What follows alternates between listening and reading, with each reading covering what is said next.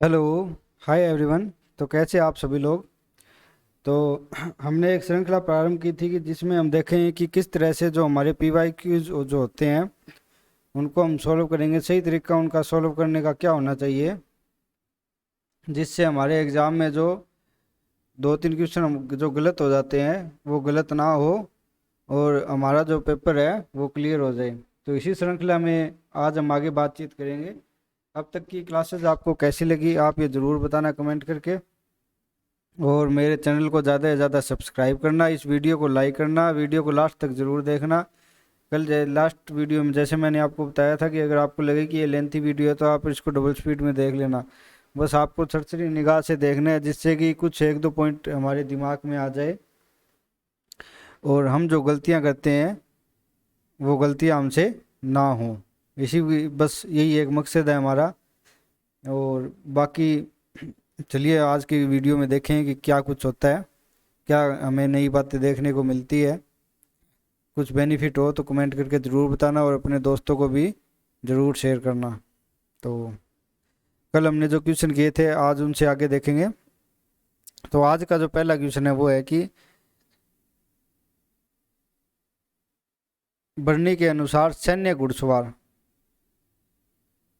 घुड़सवार संगठन का अवरोही क्रम क्या है। अब अगर किसी को ये नहीं पता हो कि अवरोही क्रम कौन सा होता है तो वो इसका इंग्लिश ट्रांसलेशन जरूर देखेगा। डिसेंडिंग ऑर्डर यानी कि घटते हुए क्रम में आपको दो शब्द होते हैं, एक आरोही क्रम और एक अवरोही क्रम।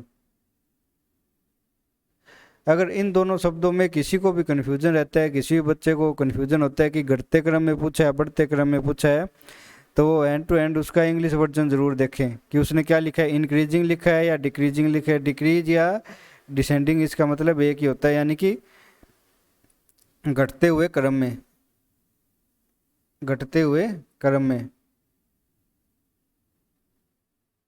और आरोही का मतलब क्या होता है, इंक्रीजिंग यानी बढ़ते हुए क्रम में, बढ़ते हुए क्रम में। इन दोनों का मतलब क्या होता है, घटते हुए क्रम में और बढ़ते हुए क्रम में।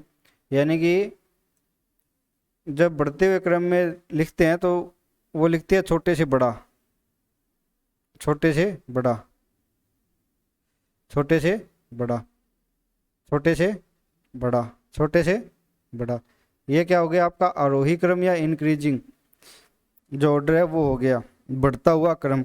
इसी तरह अगर बड़े से छोटा लिखेंगे इस तरह से तो ये क्या हो गया आपका अवरोही क्रम या डिक्रीजिंग ऑर्डर या डिसेंडिंग ऑर्डर, यानी घटता हुआ क्रम, बड़े से छोटा।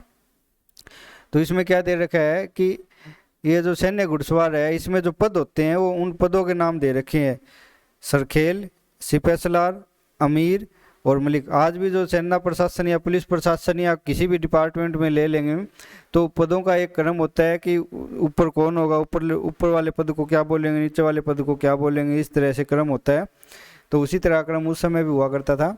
तो ये घटते हुए क्रम में बताना है कि तो इसमें आपका आएगा पहला से अमीर, जो मलिक होता था वो सबसे बड़ा सैन्य अधिकारी होता था, उसके बाद अमीर, उसके बाद सिपहसालार और सबसे नीचे का अधिकारी सरखेल कहलाता था। ठीक है, आप इनके बारे में अपने नोट से, बुक से, नोट्स वही कल वाला जो मैंने बताया था, नोट से, बुक से, या फिर कुछ भी ना मिले आपको, कहीं पे भी ना मिले तो हमारा जो ब्रह्मास्त्र है गूगल, वहाँ से आप इनको सर्च करना और इनके बारे में यहीं पे थोड़ा थोड़ा लिख लेना कि इनका पदक्रम कितना था, कैसे था।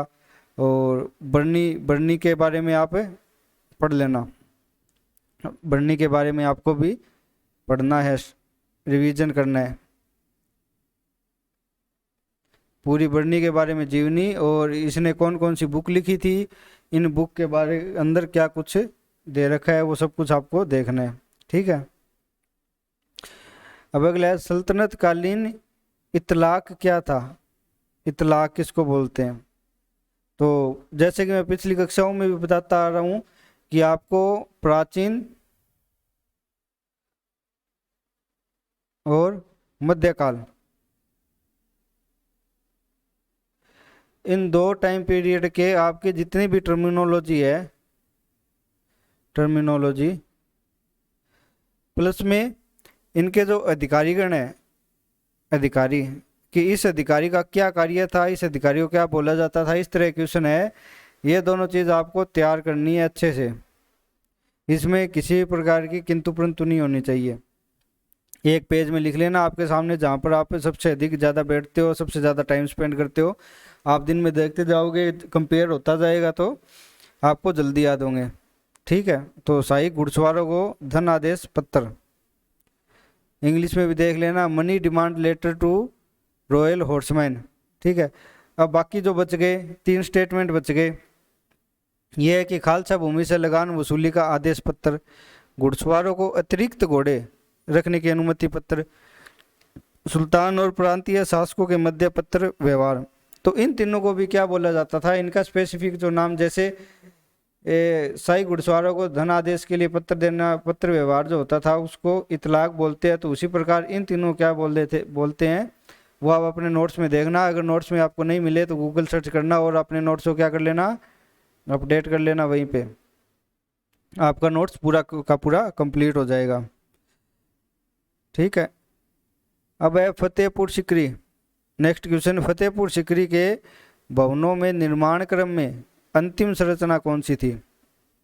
यानी कि जब अकबर ने फतेहपुर सिकरी की स्थापना की थी तो उसने अनेक सारी बिल्डिंगें बनवाई थी, तो पहले कौन सी बिल्डिंग बनवाई, उसके बाद कौन सी बनवाई, उसके बाद कौन सी बनाई, इसी क्रम में इसने पूछा है कि जो लास्ट में उसने फतेहपुर सिकरी में या फिर अकबर के बाद में किसी भी शासक ने फतेहपुर सिकरी में जो लास्ट बिल्डिंग बनाई थी वो कौन सी थी।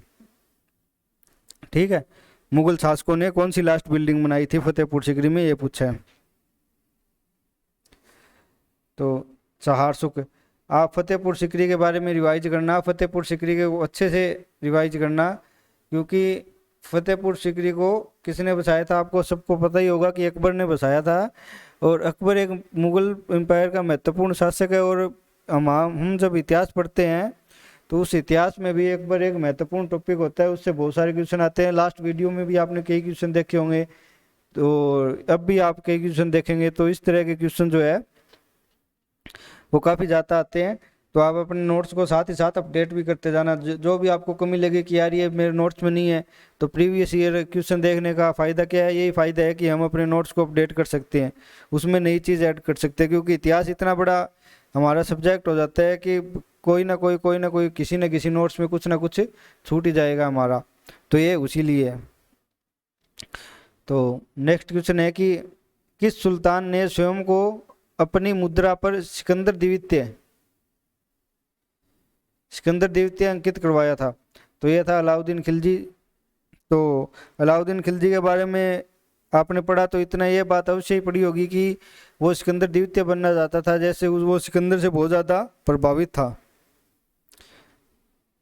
जो सिकंदर महान है उससे बहुत ज़्यादा प्रभावित था अलाउद्दीन खिलजी, और वो द्वितीय सिकंदर भी बनना चाहता था, वो पूरे भारत को, पूरे विश्व को जीतना चाहता था। इस तरह की बातें आपने अलाउद्दीन खिलजी के बारे में ज़रूर पढ़ी होगी।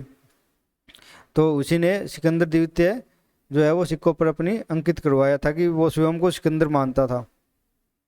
तो बाकी आप सल्तनत काल पढ़ेंगे तो इन सभी शासकों के बारे में पढ़ेंगे, तो अच्छे से अपने नोट्स को साथ ही साथ अपडेट करते जाना और पढ़ते जाना इनके बारे में।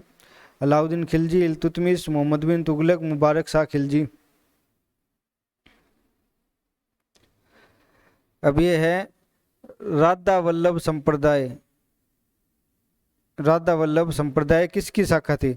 तो मैंने कल आपको, या लास्ट वीडियो में, उससे पहले वाली वीडियो में मैंने आपको एक बात बोली थी कि आप जितने भी सूफी आंदोलन और भक्ति आंदोलन है उन दोनों को अच्छे से तैयार करना।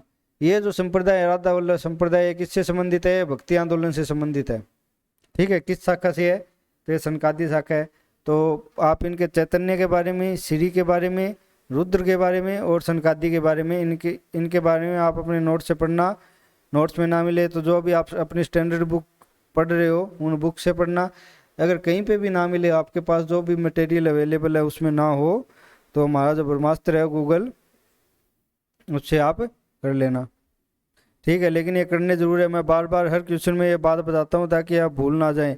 आपको लगेगा कि ये क्या है कि हर क्वेश्चन में एक ही एक बात बता रहे, एक ही एक बात बता रहे, ऐसे ही हमारा टाइम खराब नहीं है। जब तक दिमाग में कोई बात बैठेगी नहीं तब तक आप कुछ नहीं करोगे। जब मैं बार बार एक ही एक बात हर क्वेश्चन में एक ही बात बोलूँगा, बार बार बोलूँगा, तभी आपके दिमाग में ये बात बैठी, क्योंकि आज तक आपने कभी ऐसा कुछ किया नहीं। जो आपको मिल गया वो आपने पढ़ लिया, बस बात खत्म हो गई। इससे ज़्यादा आपने कुछ भी नहीं किया अपने हाथों से। तो और अब कोरोना आने के बाद अब 3-4 साल से तो ऐसा हुआ है कि कुछ भी मेहनत नहीं कर रहे हैं बच्चे। उनको जो मटेरियल मिल रहा है बस वो पढ़ते हैं, अपनी तरफ से कुछ भी ज़्यादा एफर्ट नहीं लगाते कि सब कुछ उनको वो स्पून फीडिंग जो होती है वो चाहिए, सबको स्पून फीडिंग चाहिए। तो आप अपनी मेहनत खुद करना, इन सब के बारे में सर्च करना, नोट्स में पढ़ना, बुक में पढ़ना, गूगल से पढ़ना, जहाँ पे भी मिले वहाँ से आप इनको तैयार करना। और हर क्वेश्चन में मैं यही बात बोलूँगा, बार बार रिपीट करूँगा ताकि आपके दिमाग में बैठ जाए। अगला क्वेश्चन है कि मध्यकालीन दक्षिण भारत में बड़जीगिरी क्या थी? बाड़जीगिरी या बड़जीगिरी क्या थी? तो मध्यकालीन आ गया, दक्षिण भारत का आया है, टर्मिनोलॉजी आ गई।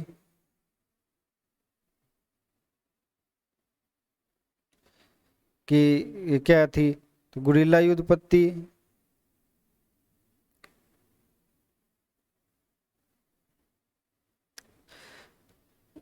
Sorry for डिस्टर्बेंसिंग। तो गुरिल्ला युद्ध पत्ती, एक अलंकरण विधि,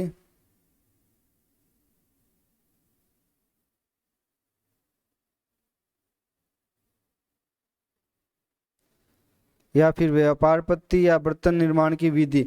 इन चारों में से एक क्या थी? तो जो बड़जागिरी है वो क्या थी? गुरिल्ला युद्ध पत्ती थी एक तरह की। तो आप इनके बारे में अच्छे से गूगल से, अगर आपको नोट्स में ना मिले तो गूगल से सर्च करके पूरी इसके बारे में जानकारी लेना। किन किन शासकों ने इस पत्ती को अपनाया था, किन के विरुद्ध अपनाया था, कभी अस्तित्व में आई, सब कुछ आपको मिल जाएगा। अब अगला है चंडी दीवार। चंडी दीवार की रचना किसने की थी?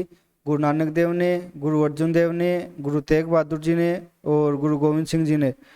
तो किसने ये क्या है? क्या है ये? क्या चीज़ है ये? आप मुझे कमेंट करके बताना। ठीक है, आज थोड़ी डिस्टरबेंस होगी, पता नहीं क्या टेक्निकल थोड़ा इशू आ गया है, तो कोई दिक्कत वाली बात नहीं है ज़्यादा। तो ये क्या है? आप मुझे इसके बारे में कमेंट करके बताना। तो ये किसने जो है ये रचना की थी, इस बुक की या जो भी रचना है ये? तो ये गुरु गोविंद सिंह जी ने इसकी रचना की थी। इसमें क्या था, क्या है ये, इसके अंदर क्या बातें हैं, कब इसकी रचना की गई, क्या बातें हैं, और इसकी रचना क्यों की? कुछ तो मकसद होगा ना, तभी तो इसकी रचना की है। तो ये सब बातें आप कमेंट में ज़रूर लिखना, और अगर आपके पास नहीं है तो नोट्स में अपडेट भी कर लेना। अब नेक्स्ट क्वेश्चन है, the central structure of the Mughal empire पुस्तक किसने लिखी थी? अगर आपको एक चीज़ें हिंदी में पढ़ने में दिक्कत आए, जैसे कि इंग्लिश के शब्द होते हैं वो हिंदी में पढ़ने में बहुत बार दिक्कत आती है, तो आप वो इंग्लिश में पढ़ लिया करो। The central structure of the Mughal empire is written by. तो किसने लिखी थी? जैसे नाम होते हैं W.H. Moreland, R.P. Tripathi, Ibn Hasan, Irfan Habib. तो कभी कभी क्या होता है, जो अंग्रेज़ों वाले नाम होते हैं वो हमें ऐसे समझ में नहीं आते कि इसने क्या लिखा है, और जो ट्रांसलेशन जो होता है वो भी थोड़ा अजीब सा ही होता है हिंदी में। तो आप इस तरह के नाम जो है वो इंग्लिश में देख लिया करो, जिसमें कोई कन्फ्यूजन नहीं रहेगा। तो आपको बताना है कि ये पुस्तक किसने लिखी थी। तो आप इस पुस्तक के बारे में आप सर्च करना। हमारा एक जो पेपर होता है, इसमें फर्स्ट पेपर में एक जो इतिहास दर्शन एवं लेखन, इतिहास दर्शन, सॉरी,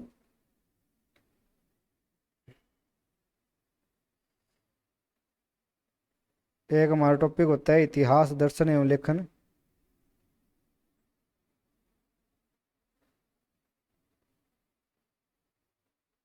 आज क्या दिक्कत हो गई?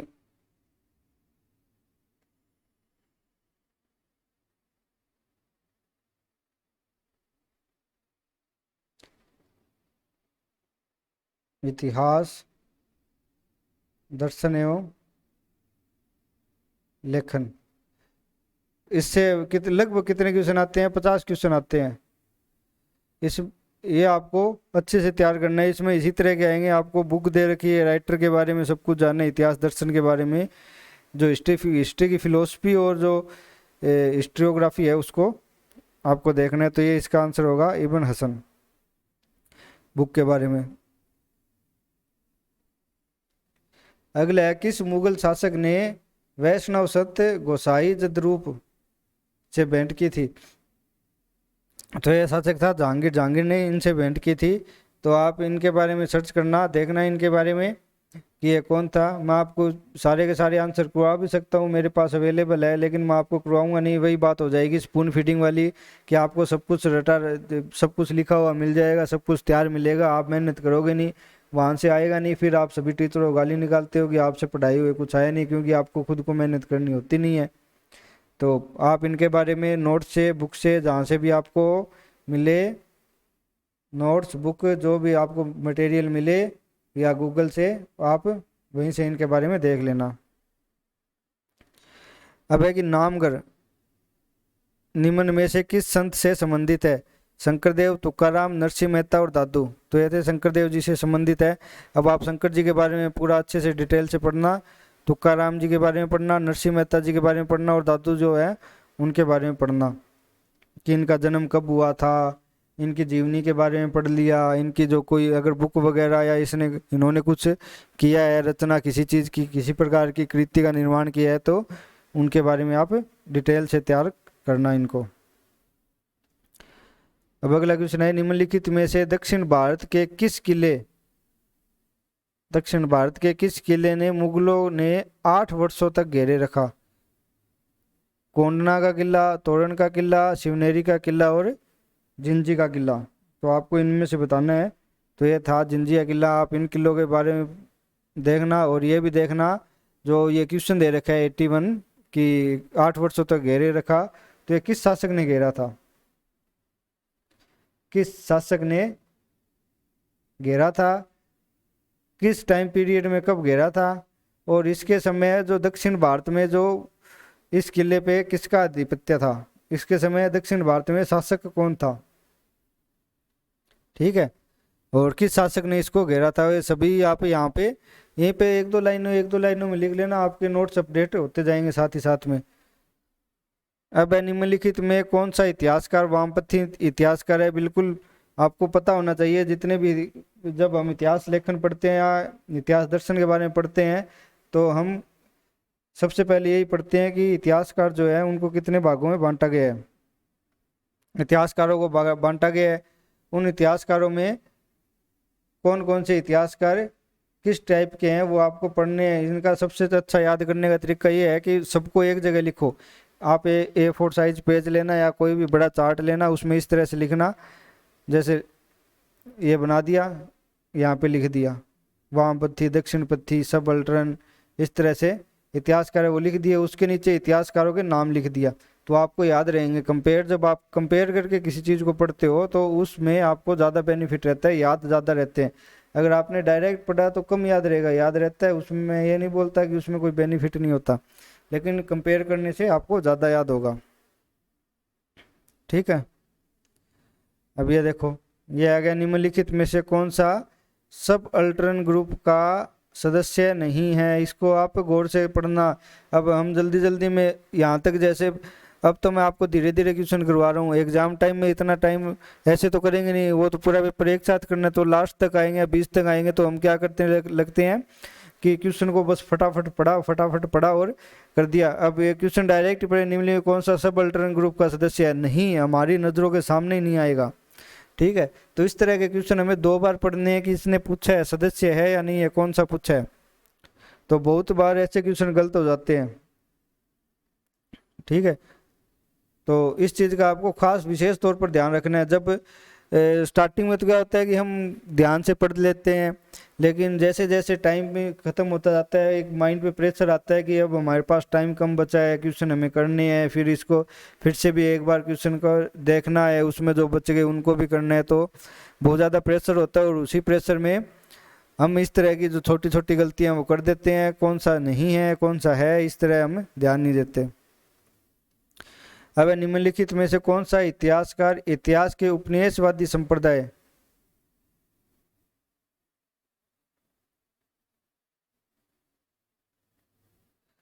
से संबंधित है? कॉर्नेलियल स्कूल ऑफ हिस्ट्री से संबंधित है। William Jones, D A. Washbrook, David Hardman और एडवर्ड सईद। ठीक, आपको ये बताना है। अगला है, निम्नलिखित में से कौन सा एक रोमन इतिहासकार है?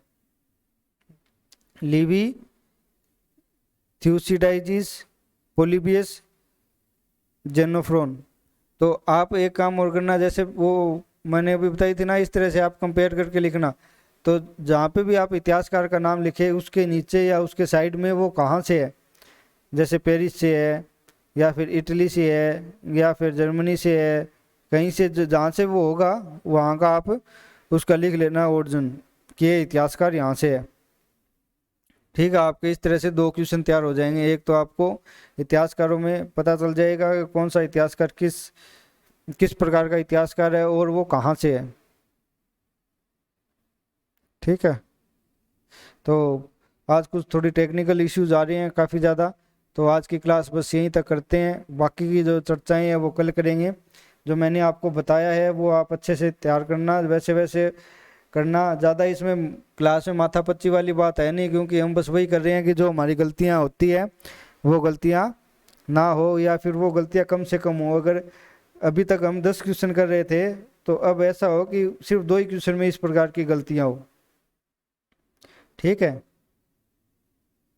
तो इसके अलावा बस यही है कि आप इस वीडियो को ज़्यादा से ज़्यादा लाइक करना अपने दोस्तों तक। अगर आपको लगे कि इस वीडियो से मुझे बेनिफिट है या मुझे कुछ फ़ायदा हो रहा है तो आप अपने दोस्तों को शेयर करना, बताना कि इस तरह की कुछ क्लासेज है जिससे 2-3 क्वेश्चन हमारे सही हो जाएंगे।